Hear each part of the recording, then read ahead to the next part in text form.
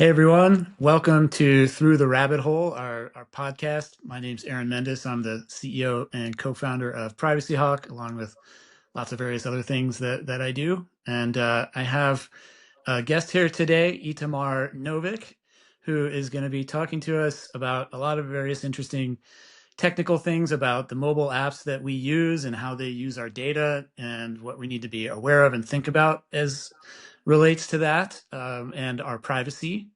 And in particular, we're going to be talking about location data, which is basically everywhere that you go. If you're using certain apps, it can track where you go, which can be very useful. In fact, that's most of the time it is. And there's also risks associated with it and privacy things to be aware of. And so Itamar is going to talk with us about that. He has a very storied experience background in technology and venture capital. He was a co-founder and senior executive at one of the biggest social media apps in the United States, Life 360, which is a publicly traded company with tens of millions of users here in the United States. And I'll let Itamar talk about what they do. We're not really going to be talking about them particularly very much, but their app helps families keep track of their loved ones and friends and family, and it uses location data to do that. And so that's how Itamar became such an expert in location data. And so, Itamar, thank you for being on the podcast. Great to have you. If you could give us a little bit about your background and who you are. First of all, Aaron, thanks for having me. Excited to be here, and thanks for the audience joining us today. Just one quick correction: I'm not a co-founder of Life 360. I'm actually a founding team member, and I came into the company, and as part of that, I bought out a co-founder that was there. So just want to give due credit to Chris and Alex, who were there in the beginning, and I joined a little bit later there. And yeah, so like just a little bit about me. I've been in startups, technology startups for my entire career, which is now 25 years. I've been on all sides of the table. So I've been a founder and senior executive, an institutional VC, and more recently a seed, pre-seed stage VC. I run a firm called Recursive Ventures, which is a $30 million pre-seed seed focused fund.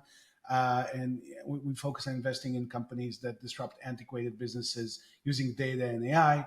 Obviously, location data has been a big thread for us as well, and I'm also an investor in companies like Placer AI and SafeGraph and others who've built significant businesses by leveraging in privacy first, safe ways location data to assist both consumers and businesses with different challenges that they have. And yeah, excited to be here today and talk more about location data and how it can be used to make our world better, but at the same time how we can avoid some of the pitfalls and privacy concerns that could stem out of using location data. Great. Yeah, appreciate that. So yeah, why don't we start with for the average person who's not particularly technical, what do we mean by location data? Right. So typically, when folks say location data, they probably mean lat long data related to a person or a device. I think these days it's mostly being used in the context of a smartphone that has GPS or fused location. We'll talk more about that maybe a little bit later. And basically, at the smartphone level, there's this continuous stream of lat longs, of location points, if you will, on the globe or on a map that the phone collects. And that phone can also enable applications, different applications, Google Maps being the kind of perfect, easy example that everybody would understand, to leverage that stream of data and kind of pinpoint your location or be able like empower use cases like navigation from one location point to another location point, right? So that's typically what we think about. And then the high level that the industry is really the technology, I guess, more than the industry, has really evolved significantly over time. The starting point on this is probably somewhere in the 70s or 80s or maybe even before that, with the deployment of global positioning satellites, right? The GPS systems, we've got military ones, we've got ones that are used for non-military use cases. There are different networks of these type of satellites, but at the end of the day, the starting point is a backbone that enables a device to communicate, basically get a signal from those satellites, and then go for a process called triangulation, where if you get signals from multiple satellites and you know how much time it takes the signal to travel, you can basically pinpoint your distance from that satellite. And if you pinpoint your distance from several different satellites, you can backtrack based again on that distance to where you are on a lat long basis, like your point on a map. So that was really the starting point, the ability to tap into GPSs. And I remember that, even when I was using Windows Mobile, which was early smartphones before the iPhone, that was like around 2005, they already had a GPS chip that enabled connectivity, right? And the ability to basically establish a location. Um, but from there, the technology got even more interesting, and today it's in a state that is commonly referred to as fused location. We're using multiple data sources to kind of pinpoint your location on an ongoing basis. GPS being one of them, cell towers being another one. So, same example: if you have three cell towers and you kind of know where those cell towers are, and you know you have a phone that's connected to those three cell towers and you know the signal strength, then you can again sort of pinpoint, triangulate to a location. And also other capabilities like Wi-Fi and Bluetooth add up to create this stack of different capabilities of pinpointing your location. If you put them all together, you get more accurate and continuous location, which is what you get on smartphones today. So just to add it all up, now with fused location, your device, your smartphone, can collect hundreds of unique location points for you as a user using this device daily, and basically show you where you were at any given point in time. Right. Cool. Yeah. So what are some of the, so Google Maps is a type of app that obviously even non-technical people know that that's how you get to see the little blue dot where you're going is through all this location data. What are some other types of apps that people would likely have on their phone that need to use location data? Well, I mean, location data is broadly used these days with applications from Yelp, right? Like what are like great restaurants around me, um, travel, navigation that I've already mentioned, and maybe this is a good opportunity to introduce Life 360, which is probably one of the biggest players in location services. Life 360 now has way over 60 million monthly active users, with a significant number of active users in the U.S.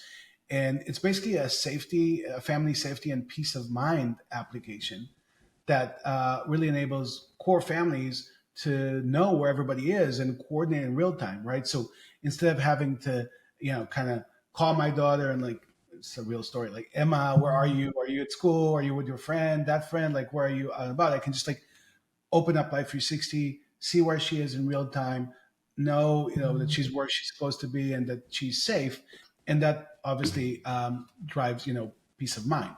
But the interesting thing is that that's sort of the starting point for Life 360 is the ability to see where everybody is and get location alerts when folks arrive at home or get to school or leave school or whatnot. But on top of that, also using location data and other data services, other data points, Life 360 was also able to build a product that automatically detects car crashes, right? And Oh, responds to wow. crashes. So today, Life 360 has over 2 million families using a crash detection and response service that detects over 100 crashes daily in the U.S. And if the Wow.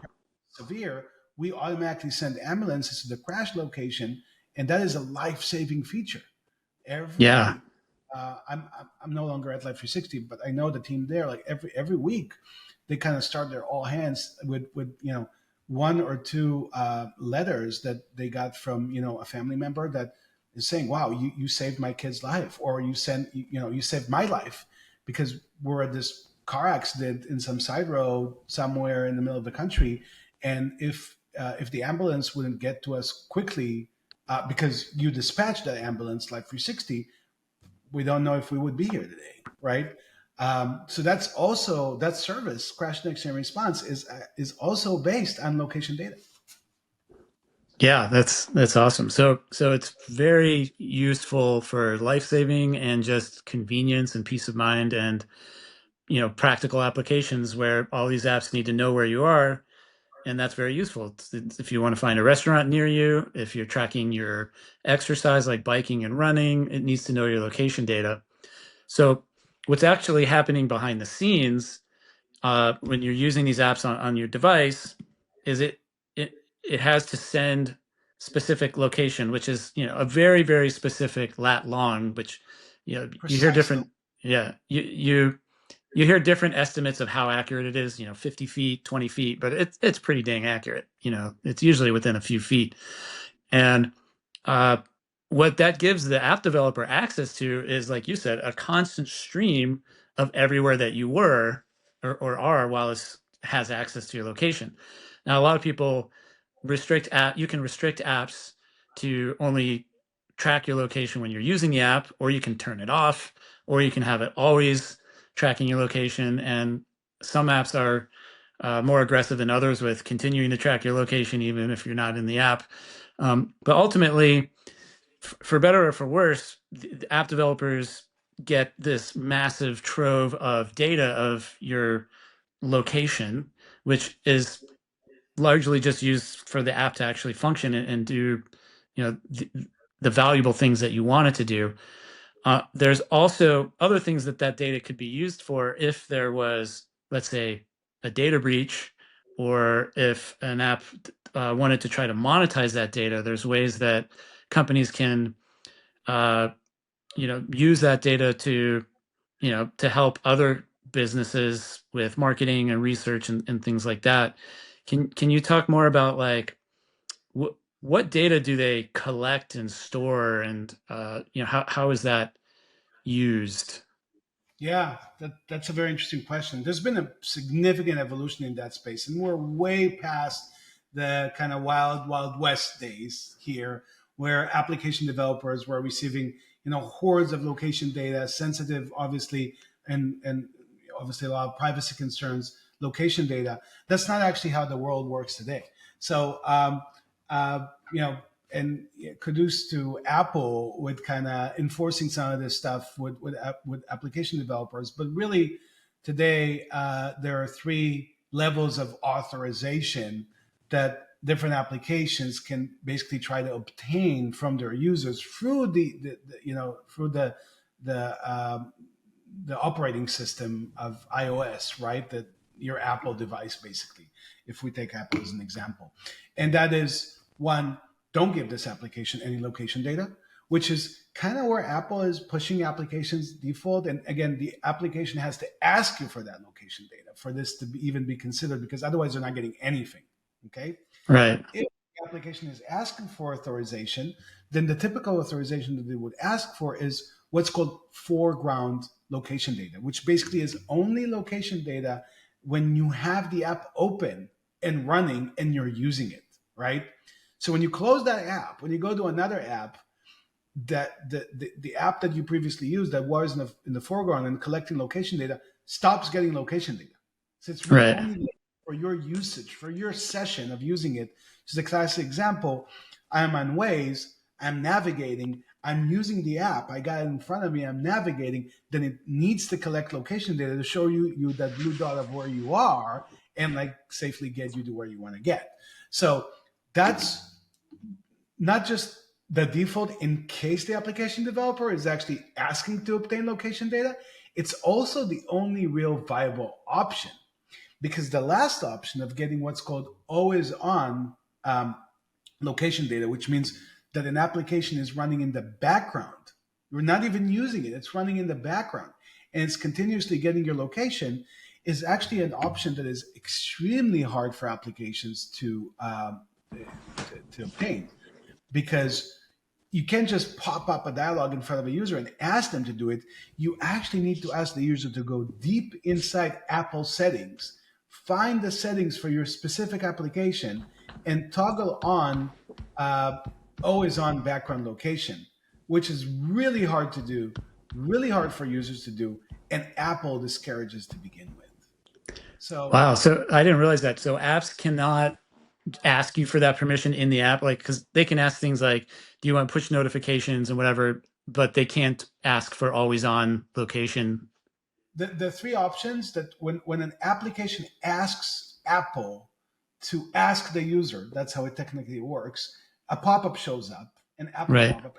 Three options. The first option is I only want to give this application data now for this single session. Yeah, I've I'm seen using. that. The second option is every time I open this app, every time I have a new session with this app in the foreground, I'm opening and using the app, I'm okay giving it location data. And the third option is don't give them location data. The option of always on background location data is not actually a viable option on that menu anymore. You have to have the user go to settings, find the app inside the settings, go into the specific setting of location and set it to always on, which again Okay. is a big hustle. Yeah, and most apps don't only need it in the foreground.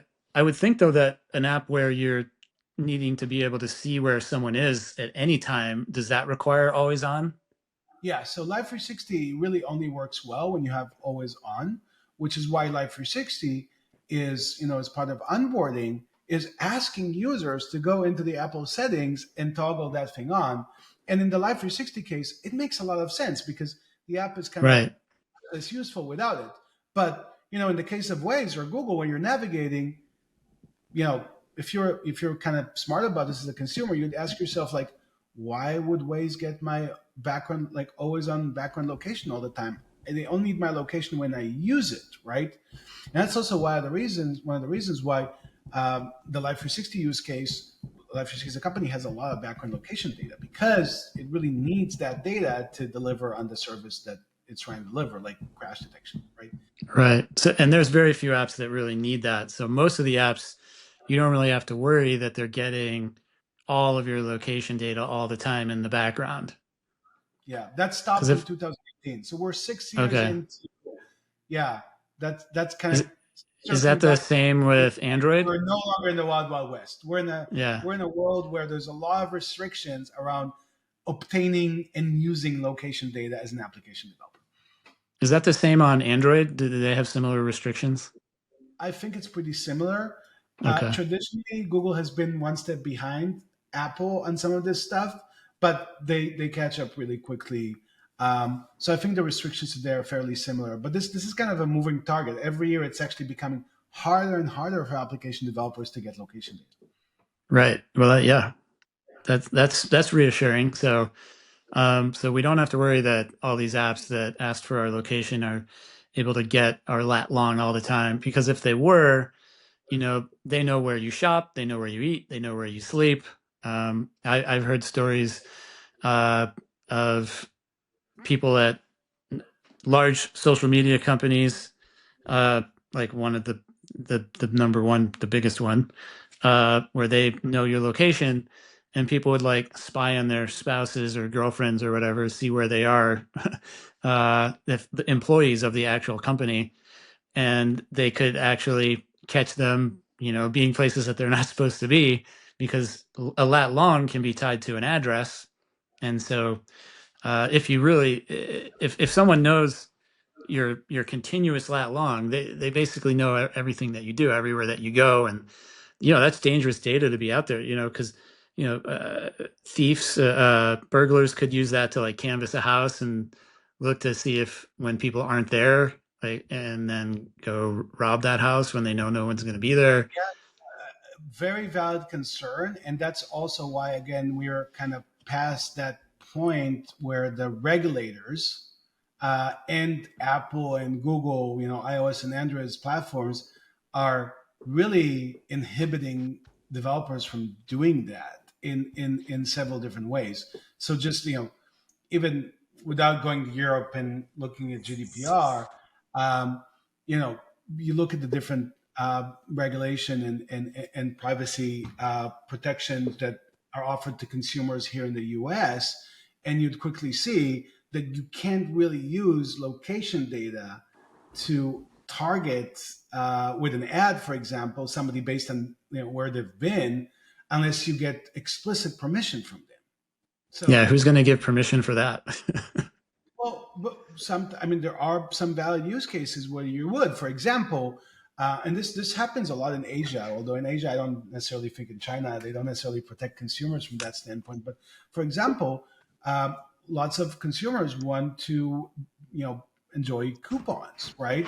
And if if we know, not we, but like again, this is very common in China and Southeast Asia, where there are coupon applications where like, oh, you're shopping at Walmart. Here's a Walmart coupon for you, and that Yeah, that's actually does useful.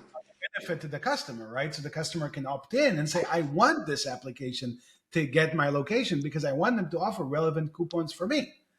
But I'm not saying that's the majority of use cases. Just one use case that justifies that type of Right. Yeah. Okay. Cool. So our location, it's very hard for, there's not very many apps that have this granular location data like on a regular basis. But even if they're getting it while you're using it, like Waze, for example, like on a half-hour trip, they're getting to see where you started and where you went and everywhere in between. Uh, are companies like Waze or Yelp or whatever, are they selling that data on the back end at all to data brokers or anything like that? that they used to for many years, not everybody, not all the time. And there was kind of an industry of data brokers that was built in the back of that. And mostly through the changes that Apple and Google did in coordination with the regulators, most of that industry is now dead. So Okay. the, the really important definition here is aggregated data versus user level data, or at least that's the way I think about it, right? Right. There's a big difference between saying, okay, Aaron was at McDonald's yesterday between 1 p.m. to 1:25 p.m. versus saying five people, unknown, we don't know who they are, statistically driven, five people were in McDonald's between 1 to 3 p.m. yesterday. So the difference between user level data and using user level data to do something like geo targeting, right? Targeting you with ads, um, versus using location data on a statistical aggregated basis to drive insights that can help businesses and individuals, right? So that's kind of where the industry has moved to. It has moved from leveraging individual user data to analytical insights, right? Which this is more of a personal feeling, but I personally feel that we're doing the right thing as a society because again, we're not at a point where we're disclosing significant amount of data. With that said, there are quite a few. Let's take Meta, right? Facebook as an example, or Google. They actually use user level data, location data, to promote their advertising services. But when they do it, they don't share the data with a third party. If you go as a business and you want to buy ads on Google, right? Google AdWords, you can use a targeting technique with Google that's based on location and basically say, I only want to market my wares to somebody in Detroit, Michigan. Great. Like my campaign is only for people in Detroit, Michigan. Then Google has all this data. They know everybody who's in Detroit, Michigan, and has an Android device, and they probably buy the data from Apple or whatnot, or get the data from Apple devices. And then they target that campaign only toward people that live in Detroit, Michigan. But the data doesn't leave Google; it's within its walled garden and part of delivering the advertising service to the advertiser. Right. So that, and it's called first-party data versus what aggregators and brokers do, which is they used to buy data from all those different apps, and that was third party data because it doesn't belong to them. It belongs to other folks, and then they share that with advertisers. That world is kind of gone. Like those days are gone. It's really first Right. party that's being used as part of the service. Now, do Google and Facebook get the persistent location data because And of many, just how big they well, are? first of all, Google has the operating system, so they have the data all the time. Yeah, They have the yeah. best, right? Right. And yeah, and Meta gets it in some cases or many cases, but also because of how Meta works, where they have such a high engagement.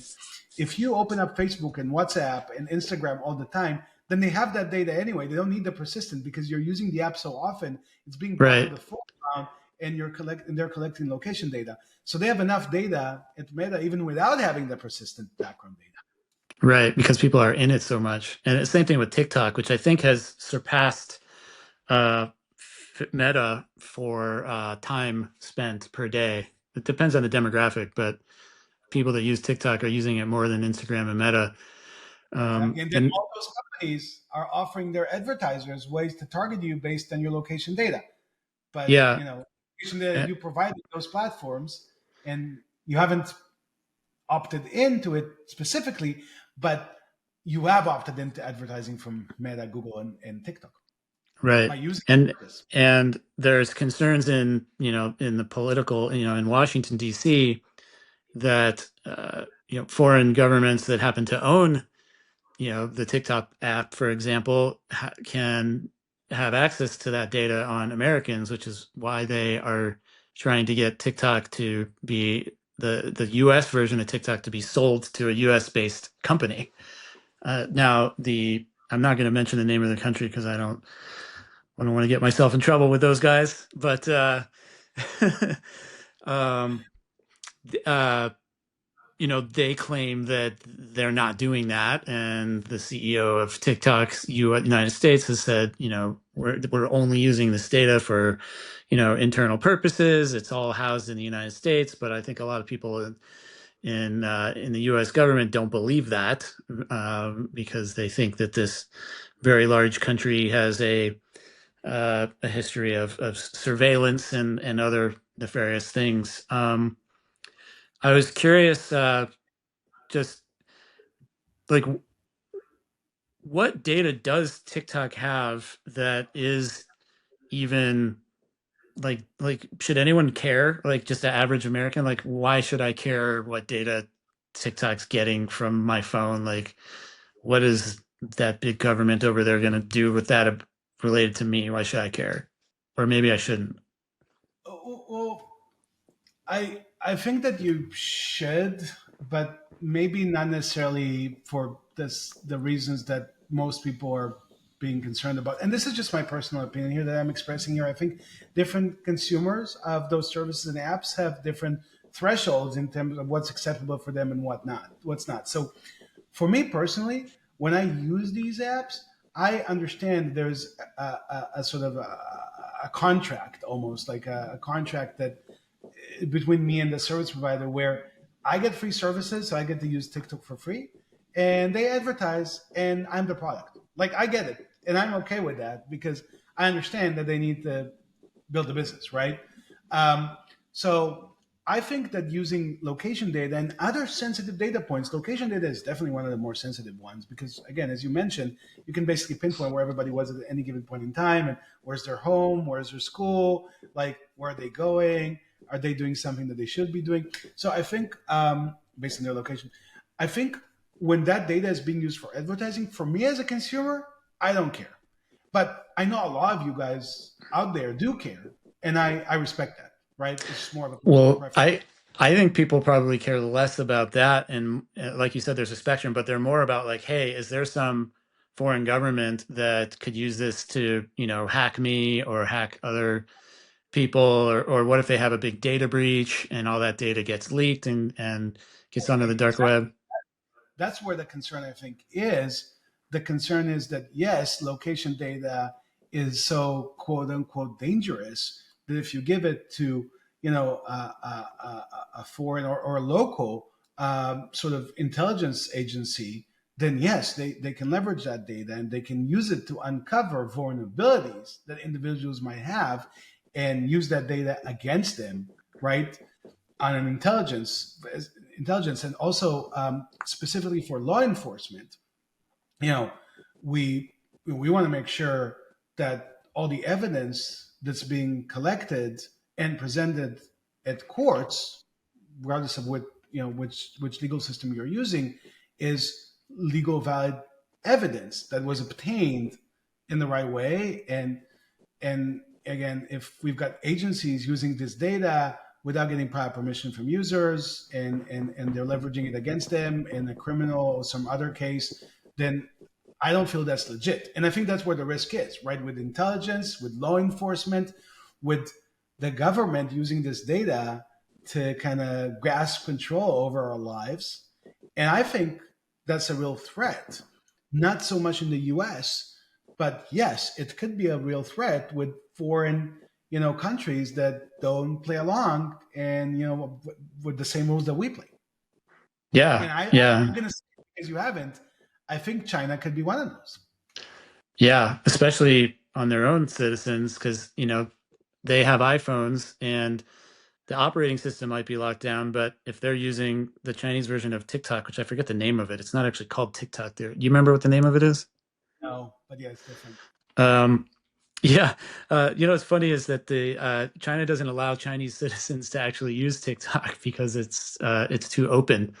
So they have their own version, and which I'm sure is tracking locations, and I'm sure it's not very hard for officials there to, pick someone, go to Actually, the, in China, it is wild, wild west. All those yeah, applications. First of all, they don't have the same app stores that we have. They have many, many other app stores, and they're the ones that are supposedly they should be enforcing some of this, and they don't. So, like, it is the wild, wild west of location data in China. And yes, your location data is out there and available to everybody if you're giving it right. yeah, So it's a very different world than the one that we live in here in the U.S. yeah, and Europe. that's the majority of the world. I mean, so Europe and the United States are pretty locked down, but you go to some of these less developed or more totalitarian governments, and you don't have the protections that you just talked about that you have here. They're getting whatever they want, so that's pretty scary for those people. So in other governments, it's probably pretty easy for them to get access to data and spy on any citizen that they want. Whether it's some journalist that they want to look into, they can just go to some app that they know that journalist probably uses, say, "Hey, we want Joe Schmo's location data, or we're going to shut down your company," and they probably I just give think it to them. it's fair, but just to set the right expectation, this is not a new thing. So even when we just had dumb phones, right, feature phones, they were used to call them in the late '90s. They were introduced to mass consumer already globally. Those phones, based on cell triangulation, could have already provided that data.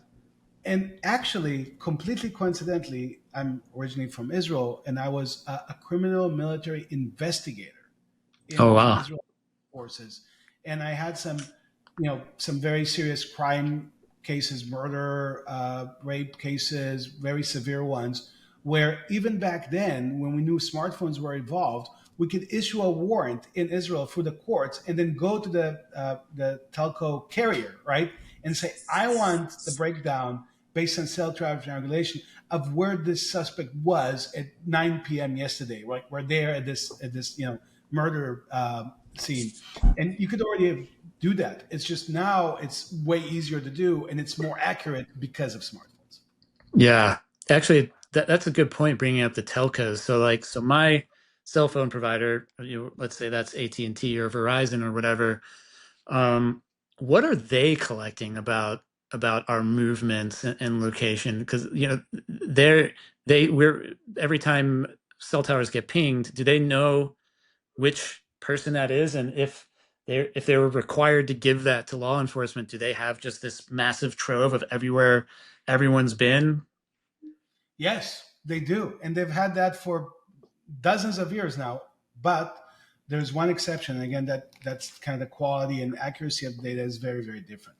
So cell tower triangulation, in terms of radius of accuracy, right? The kind of issue with location accuracy is it's actually pretty easy to say, okay, we think Aaron is somewhere in this 1,000 feet radius. That's Right. obviously not accurate. So if you're in, if you're in some strip mall, I don't know if you're in the Nike store or the Adidas store because it's like so big of a radius, right?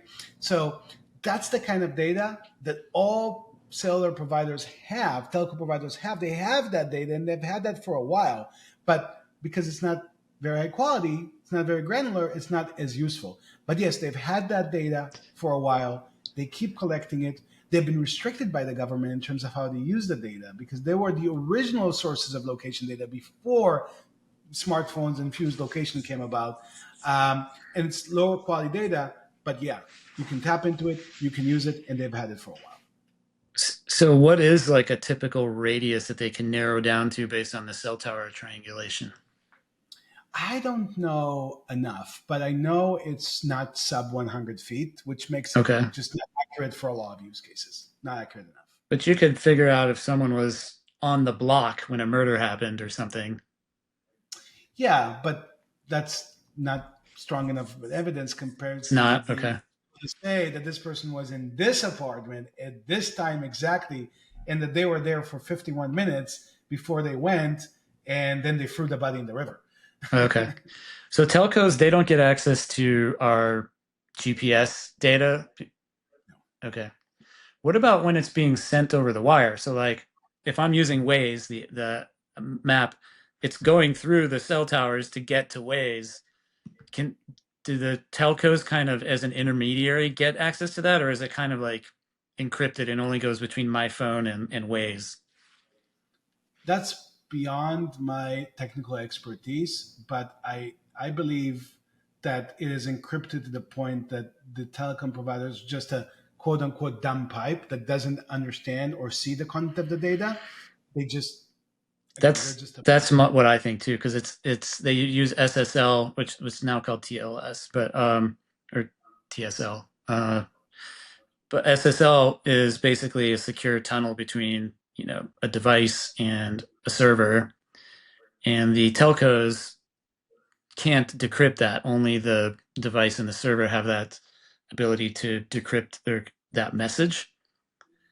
So I suspect that they're just seeing packets going through, and they're not able to actually get the data in there. it's a highly regulated area, so I don't think they can use it. I don't think they do it. But that does not mean that some telco provider in, again, let's go China, that the government requires them to, let's say, monitor or enable the government to monitor that communication over their, cell tower connections, doesn't do that. They could if they wanted and they had the right equipment in place. Yeah, Um, not something that happens in the US as far as I know. right. Yeah, there's been things I've seen in the media about the NSA having devices in data centers where they were able to just collect massive troves of data here in the United States. They claim that they only access that data when they get a FISA ruling, which is some secret court that where they can get permission to go pull individuals' data from this giant trove of data. But I it's probably not lat long data. It's probably either cell data or packets going back and forth. But even then, they'd have to crack the SSL in order to get in to see what the contents of the packets were. Look, uh, like anything else in cyber and like cybersecurity, there is always a hack. There is always a way, Yep. and it's not necessarily legal, or maybe without sounding too much of a conspiracy theorist here, maybe governments and intelligence, they have ways of doing that, which could be similar to how hackers do it, and they're not subject to the law in certain cases that are being potentially hidden from the public. I believe that could be happening. And based on that, I think if I was a terrorist in the United States or or similar, then I think you should be concerned because I think that data is out there and I think it can be obtained with the right Right. tools. And again, for a commercial use, right, for a non so terrorist use case like we talked about, it's illegal to obtain and use that data. But if it's the CIA tracking like a bunch of like really nasty terrorists in on U.S. soil, I think they can get to whatever data they need to get to get their job done. Yeah, yeah, for sure. Cool. So there's one more topic that I wanted to talk about related to location data, which is our cars. So um, your car is not restricted by Apple or Google's operating system. The car maker can do whatever they want with whatever nav systems in that car. Um, I drive a Tesla, which is probably the most surveilled vehicle of all. They collect everything from all my cameras to train their AI for the self-driving. I read their privacy disclosures, and I do think that Tesla's doing a good job of respecting people's privacy. I think they anonymize the data, but I've also seen some stuff out there that other car companies have been selling this data to insurance companies and things like that. If to the extent that you know about it, like what are our cars sending about our locations and what's being done with that? Yeah, that's a great question. And relative to the other areas that we talked about, a pretty new and emerging area, because we've not had in previous generation of cars the ability to continuously collect different data points and then continuously send them over the so the cloud and kind of aggregate them. So it is correct now that all cars being sold, new cars have typical 4G, 5G, whatever, like telco connections. So they are continuously connected to the internet, right, to the cloud. And obviously, they all have GPSs at this point because you have navigation, but not just GPS. They might have other type of sensors like accelerometers, gyro, different things that are actually very similar to what you get on your phone, because our phone has multiple sensors other than GPS. And there's a lot of data that you can glean from that. So, for example, just going back to the Life 360 crash detection and response example, the way Life 360 knows you are in a crash is because it uses multiple sensors.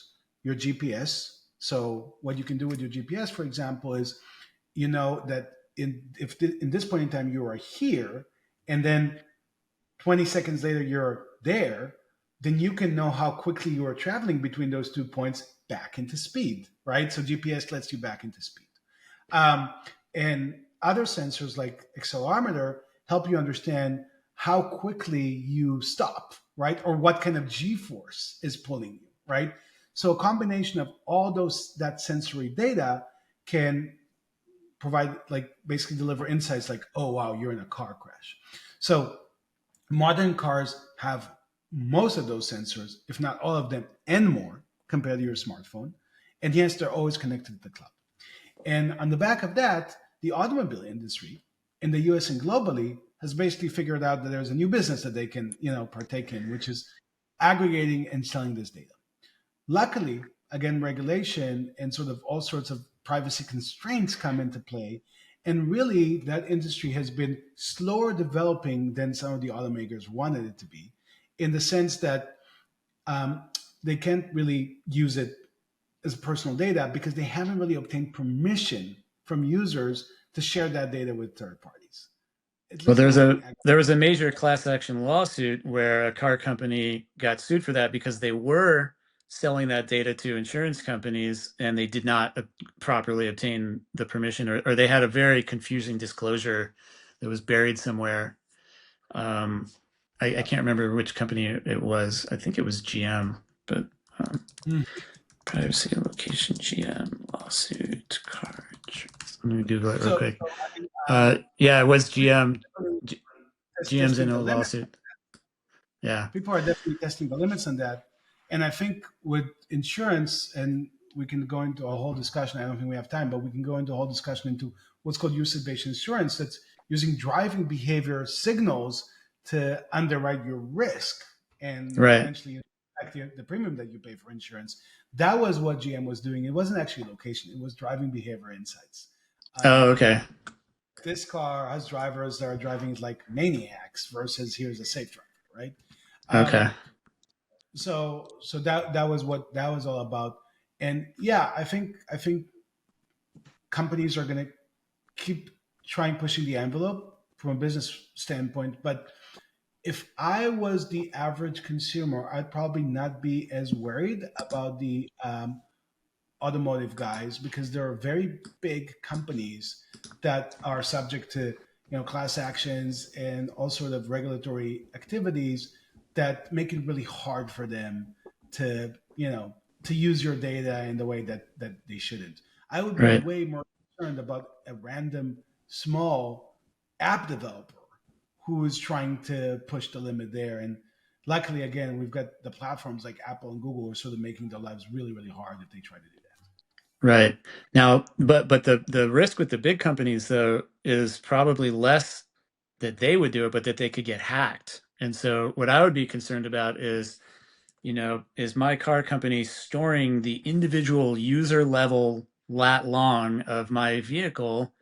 And if they had a data breach, does somebody get access to millions of people's, location data? Um, do you, I wonder if they're actually storing that like all the way back in history and not like purging it after its useful need. Not allowed to do that.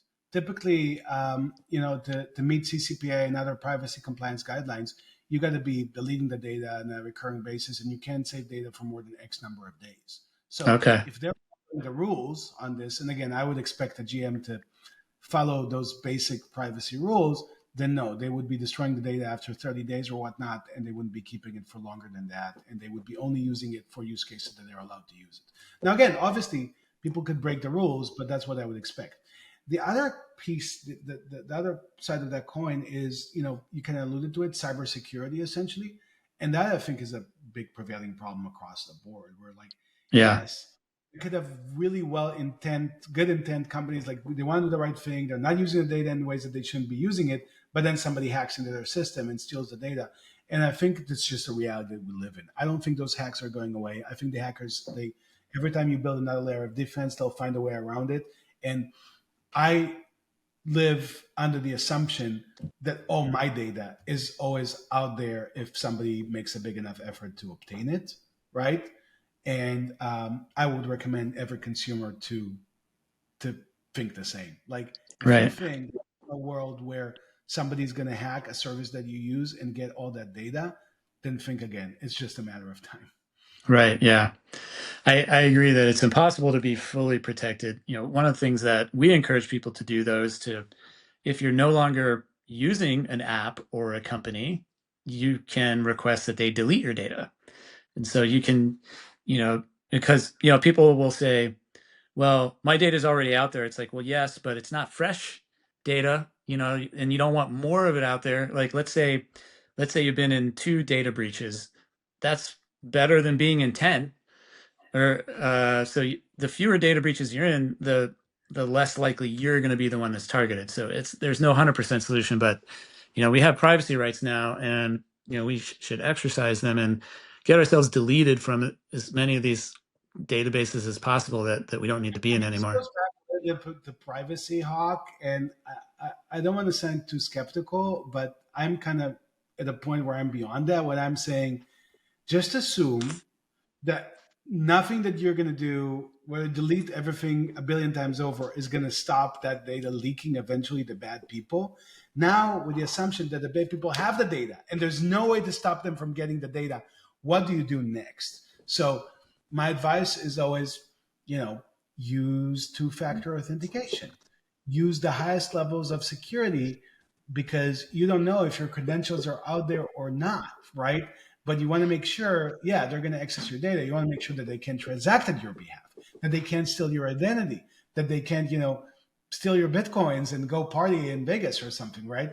That's what you want to do. So whatever assets, whether it's money or other like key assets that you have, guard them really, really well. Have every possible safeguard on top of them, with the assumption that people have your credentials and they have your location data and they know everything they need to know about you, right?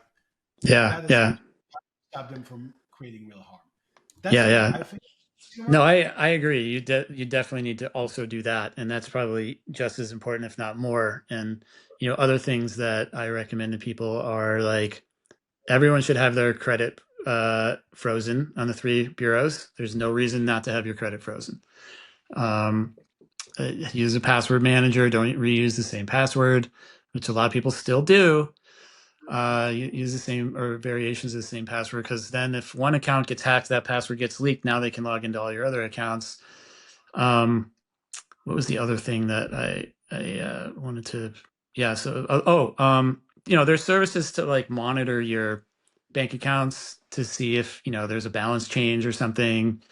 But yeah, basically, yeah, assume that your data is out there and, tighten everything up and pay attention to things. Like I check my transactions on my credit cards and bank accounts daily and just, make sure I recognize every charge. And if I see one that I don't, which hasn't happened, yet, I would go lock down that account. Totally a best practice. I don't know if daily, but I do it weekly.